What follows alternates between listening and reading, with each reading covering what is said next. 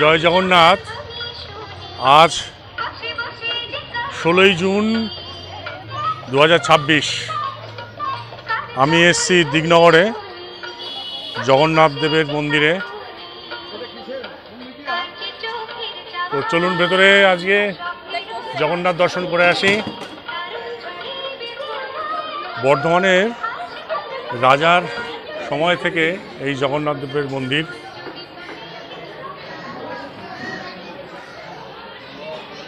ঘুষকরা থেকে 8 কিলোমিটার দূর এই দিগনগরে জগন্নাথ দেব উপস্থিত।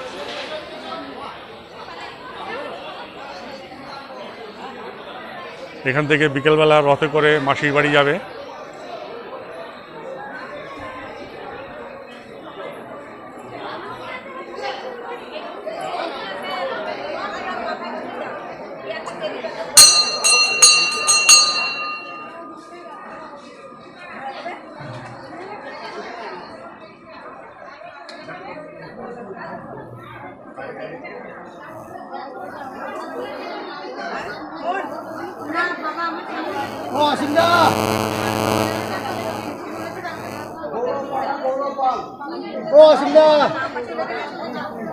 এই হচ্ছে গর্ভগৃহ।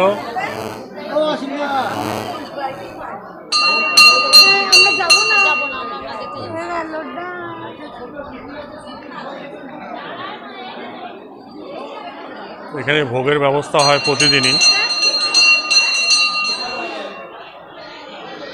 এখানে ভোগ খাওয়ানো হয়।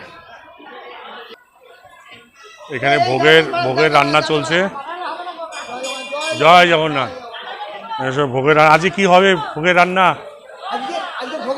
হ্যাঁ, পায়েস হচ্ছে দেখতে পাচ্ছি। আর পঞ্চরত্ন আছে। জয় জগন্নাথ। কুমড়ো আছে। আচ্ছা, মহাপ্রসাদ। তারপর আজকে আপনার পায়েস বললাম। হ্যাঁ, মোটামুটি। হ্যাঁ, বলুন কি কি হবে? হ্যাঁ, আমাদের পায়েস প্রভুর ইয়ে হচ্ছে পায়েসটা। হ্যাঁ, পঞ্চরত্ন। তারপর কুমড়ো।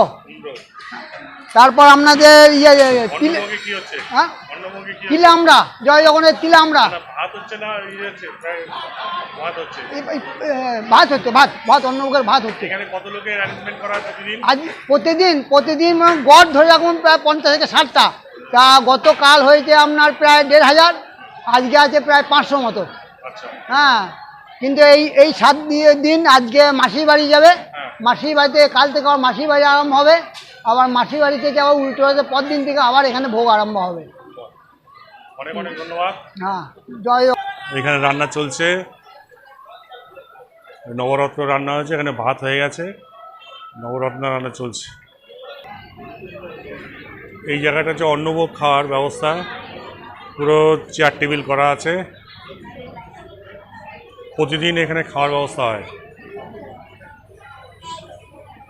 ওপরে যাওয়ার সিঁড়ি, ওপর থেকে মন্দিরের ভিউ বা দর্শন করা যায়, সেটা একটু দেখাই আপনাদেরকে।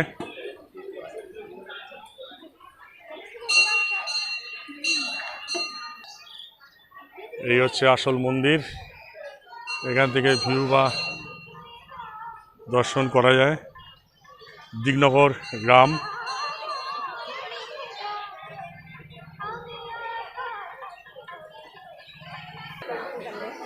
এখানে ব্যবস্থাপনা খুব ভালো।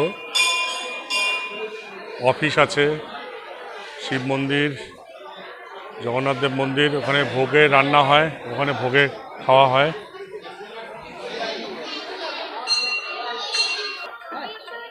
এখানে জল ছত্রের ব্যবস্থা করা হয়েছে। সবাইকে জল দেওয়া হচ্ছে, দিদিরা জল দিচ্ছে।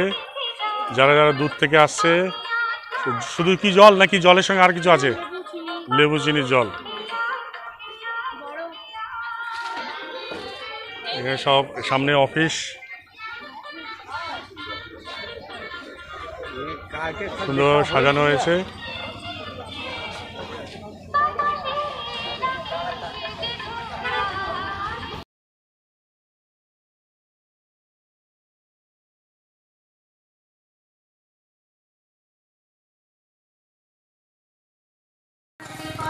এই রথে করে জগন্নাথ দেব, বলভদ্র, সুভদ্রা তিনজনে মিলে মাসি বাড়ি যাবে। এই হচ্ছে রথ।